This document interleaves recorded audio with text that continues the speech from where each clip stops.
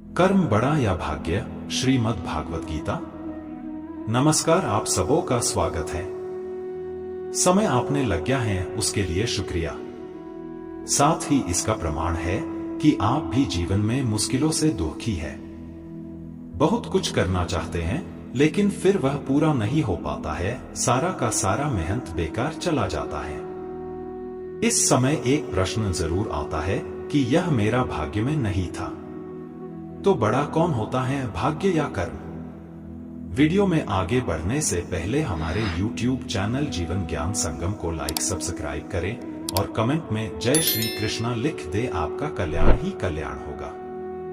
कुछ लोग का मानना है कि कर्म ही श्रेष्ठ है, तो कुछ लोग भाग्य को अधिक शक्तिशाली मानते हैं। भाग्य में जो होता है जीवन में वही घटता है। इसका वास्तविक सच क्या है?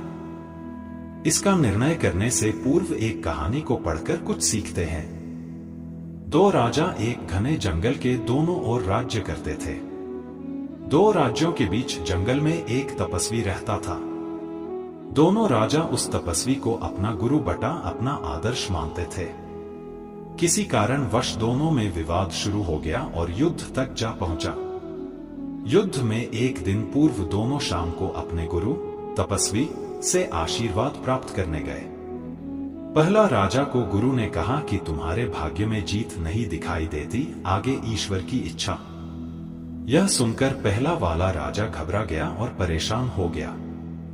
वह पूरी रात सोचता रहा और अंत में सुबह अपने सेना से कहा कि जब हराना ही है तो पूरी ताकत से लड़ेंगे। अपनी प्रदर्शन को दूसरों के लिए एक महान उदाहरण बनाकर छोड़ेंगे।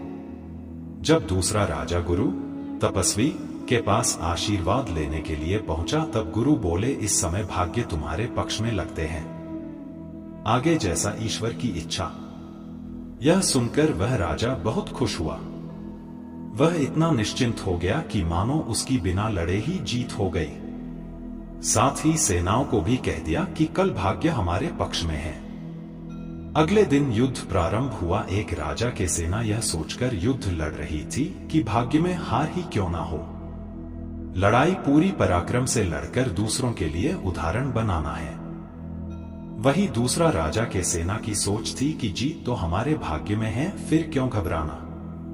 युद्ध करते हुए दूसरे राजा के घोड़े के नाल निकल गई। वह इसका तनिक भी ध्यान नहीं दिया, क्योंकि उसके मन में भाग्य में जीत होने की बात घर कर गई थी। थोड़ी देर बाद राजा का घोड़ा लड़खड़ाने लगा और गिर पड़ा। वह गिरते हैं दुश्मन में हाथ में चला गया। वह युद्ध हार गया। युद्ध समाप्ति के बाद गुरु भी युद्ध भूमि में आए। दोनों राजाओं का एक ही सवाल था कि आखिर भाग्य का लिखा कैसे बदल गया। गुरु मुस्कुराते हुए बोले, भाग्य नहीं बदला, वह अपनी अपनी जगह स्थिर हैं, बल्कि आप लोग बदल गए। गुरु जितने वाले राजा की ओर देखते हुए कहा कि तुम सब कुछ जानने के बाद भी सब कुछ किया, युद्ध में बहुत बहादुरी से लड़ा।